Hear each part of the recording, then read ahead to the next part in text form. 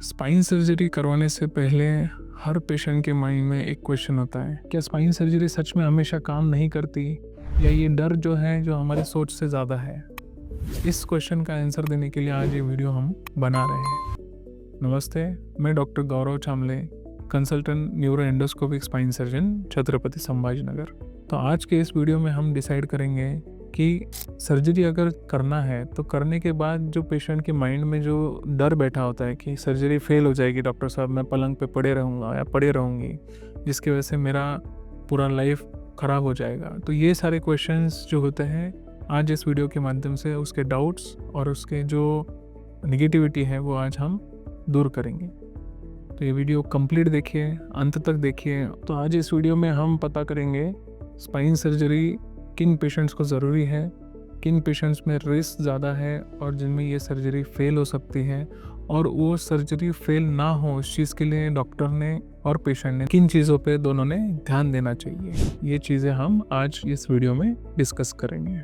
सबसे पहले आपको ये चीज़ ध्यान रखना ज़रूरी है कि फेल इस शब्द का अर्थ ऐसा नहीं होता कि पूरा सर्जरी फेल हो गया हो। सर्जरी फेल होना है मतलब फेल सर्जरी जो हम लोग डिस्कस करना चाहते हैं वो एक सब्जेक्टिव फिनोमिना है जो हर पेशेंट के लिए उसका डेफिनेशन अलग हो सकता है।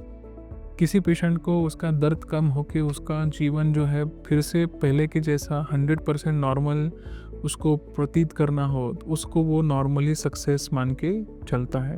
और किसी पेशेंट्स को 80%, किसी पेशेंट को 90% रिलीफ होने के बाद वो अपना लाइफस्टाइल कंटिन्यू कर सकते हैं, वो पेशेंट्स भी खुश रहते हैं। लेकिन कोई पेशेंट रहते हैं जिनमें 100% सक्सेस होने के बाद भी, मतलब पूरा पेन कम होने के बाद भी उनको ऐसा लगता है कि मुझे फिर से दर्द होता है। तो ये पूरा एक सब्जेक्टिव फिनोमिनन है, तो इसको हम वेरी नैरो मार्जिन्स पे कंपेयर करना पड़ेगा। तो आज इस वीडियो में हम ये डिसाइड करेंगे कि एक्चुअल में फेल सर्जरी क्या होती है और क्यों होती है और उसको प्रिवेंट कैसे किया जा सकता है।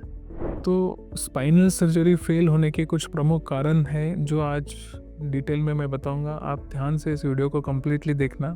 सबसे पहला कारण है रॉन्ग चॉइस ऑफ सर्जरी। मतलब पेशेंट को सर्जरी ज़रूरत तो है लेकिन कौन सा करना है वो ना ही सर्जन को समझ में आ गया हो या ही पेशेंट ने सिलेक्शन करते टाइम करेक्ट किया हो। कई बार पेशेंट्स को जो है छोटा सर्जरी लगता है, बगैर टाकों का हो, लेज़र का हो, लेकिन पेशेंट को उतने छोटे से स्लिप डिस्क शायटिका के प्रॉब्लम के लिए अगर आप चीर फाड़ करके अगर आप उसमें स्क्रू रॉड डाल दोगे तो और वो सेगमेंट कंप्लीट फ्यूज़ कर दोगे या स्पाइनल फ्यूजन कर दोगे तो फिर वो पेशेंट के लिए गलत सर्जरी हो जाएगी जो कि आगे जाके फेल हो जाएगा और पेशेंट को जो है कंस्टेंट बैक पेन करता ही रहेगा। सेकेंड, उसमें जो पॉइंट होता है, कई बार डॉक्टर से ऐसे भूल हो जाती है कि डायग्नोसिस जो होता है वो गलत हो जाता है। जैसे मेरे ओपीडी में आए हुए 70 से 80% लोगों को सर्जरी की ज़रूरत ही नहीं होती है। ऐसे पेशेंट्स में अगर हम तुरंत जाके पहला ही ऑप्शन उनको अगर ऑपरेशन का दें तो फिर वो एक फेल सर्जरी की तरफ इसलिए लेके जाते हैं क्योंकि हम लोग पेशेंट में ओवरडू कर रहे हैं, मतलब अननेसेसरी उसको ऑपरेशन के रिस्क को एक्सपोज कर रहे हैं, जिससे चांस होता है कि आगे जाके वो लेवल पे नहीं लेकिन अगले लेवल में पेशेंट को प्रॉब्लम आ सकता है। थर्ड, पेशेंट रिलेटेड थिंग्स, जैसे कि कई पेशेंट्स को ओबेसिटी होती है, कई पेशेंट्स में वेट ज़्यादा होता है, फिर डायबिटीज़ होता है, बीपी होता है। तो उस वजह से जो पेशेंट कोमॉर्बिड कंडीशंस होती हैं तो कभी कभार पेशेंट का सर्जरी सक्सेस होने के बाद भी न्यूरोपैथी, जैसे शुगर पेशेंट्स में डायबिटिक न्यूरोपैथी होती है, मतलब पेशेंट को नसों में लेके जाने वाला करंट का जो क्वालिटी और कैपेसिटी होता है वो नेचुरली कम हो जाती है।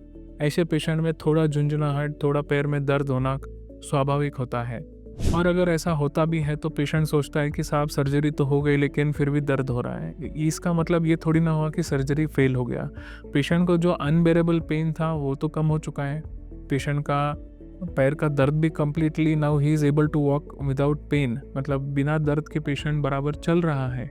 सिर्फ उनमें जो झुंझुनाहट होती है वो उनके जो बॉडी की कंडीशंस होती हैं उस वजह से होती है। ये पेशेंट को समझ आना चाहिए। इसका मतलब ये नहीं होता कि सर्जरी अपना फेल हो गया।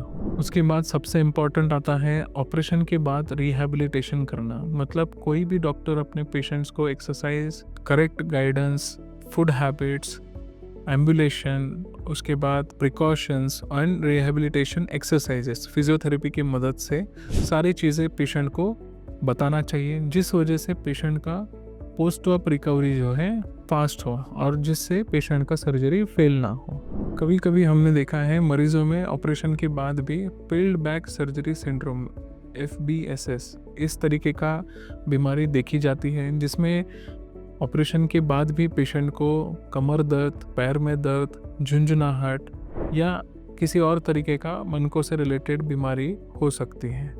तो इसका मतलब ये नहीं होता कि पहला सर्जरी फेल हो गया हो। भले ही इसको फील्ड बैक सर्जरी सिंड्रोम नाम दिया गया हो, तो इसका मतलब ये नहीं होता कि ऑपरेशन फेल हो गया है। इसका मतलब ये है पहला ऑपरेशन सक्सेस होने के बाद कुछ समय बाद आजू बाजू के लेवल्स में, जैसे कि एक लेवल अबव, एक लेवल बिलो अगर कोई बीमारी हो, जैसे शायटिका हो, स्लिप डिस्क हो, या फिर टेक्निकल कारण से वहाँ पे कोई इंस्टेबिलिटी बन गई हो, उस वजह से पेशेंट को पेन होना शुरू हो जाता है। और उन सारे प्रॉब्लम्स को टैकल करने के लिए minimal invasive spine techniques and endoscopic spine की मदद से कम टाकों में या कम चीरों में हम उस प्रॉब्लम को सॉल्व कर सकते हैं। स्पाइन सर्जरी को फेल होने से कैसे बचाएं या फिर इस चीज़ को कैसे रोकें, इसके कुछ इम्पोर्टेंट टिप्स अभी मैं बता रहा हूँ। सबसे पहले correct choice of surgeon and correct choice of surgery. इसके बाद जिसमें पेशेंट को प्रॉपर MRI से लेके क्लिनिकल डायग्नोसिस से लेके ऑपरेशन तक अगर जो डॉक्टर सही तरीके से आपको गाइड कर रहा हो, ऐसे स्पेशलिस्ट स्पाइन सर्जन को ही दिखाना चाहिए। और प्रॉपर आपको भी कौन से तरीके की सर्जरी करनी है, इस बारे में डॉक्टर ने पूरी तरह जानकारी सर्जरी से पहले ही देनी चाहिए। सेकेंड, कुछ चीज़ें जैसे जो आपके हाथ में है, जिसको हम मॉडिफाइबल फैक्टर्स बोलते हैं, जैसे diet plans, smoking, alcohol consumption, ये सब चीज़ों को अगर आप स्ट्रिक्टली अवॉइड करोगे तो आपका सर्जरी फेल होने से बचेगा। इसके अलावा बताई गई सारी एक्सरसाइज, फिजियोथेरेपी और कुछ प्रिवेंटिव मेजर्स जैसे टिप्स, उसको स्ट्रिक्ट फॉलो करना है। स्ट्रिक्ट पेशेंट को डॉक्टर के कंटिन्यूसली उनके फॉलोअप में रहना है और उसके अलावा बताए गए सारी चीज़ों का पालन करना है। अगर आप ये सारी चीज़ें करते हो तो आपका सर्जरी अवश्य सक्सेस होगा, और जिससे कि आपका सर्जरी फेल होने का चांस कम हो जाएगा। स्पाइन सर्जरी जितनी इम्पॉर्टेंट है उतनी डरावनी बिल्कुल नहीं है। स्पाइन सर्जरी आज के टाइम में काफ़ी सेफ एंड बेटर ऑप्शन है, अगर वो पर्टिकुलर टाइम पे और करेक्ट सर्जन के पास अगर आप करते हो। तो याद रखिए, सर्जरी अगर आपको कोई बोलता है और वो एकमात्र पर्याय अगर आपके लिए बोला जाता है, तो अवश्य सर्जरी कीजिए। कौन सी सर्जरी किस प्रकार से करनी है, इसका एक वीडियो हमने बताया है, जिसका लिंक आपको डिस्क्रिप्शन में मिल जाएगा। इस तरीके से आप आपका सर्जरी करेक्ट चूज़ कर सकते हो और फ्यूचर में इस सर्जरी को फेल होने से रोक सकते हो। ये वीडियो अगर आपको पसंद आया तो अवश्य आपके आजू बाजू वाले पेशेंट्स को या फ्रेंड्स को फॉरवर्ड करिए, जिससे कि उनका भी फ़ायदा हो, और हमारे चैनल को सब्सक्राइब कीजिए। Thank you.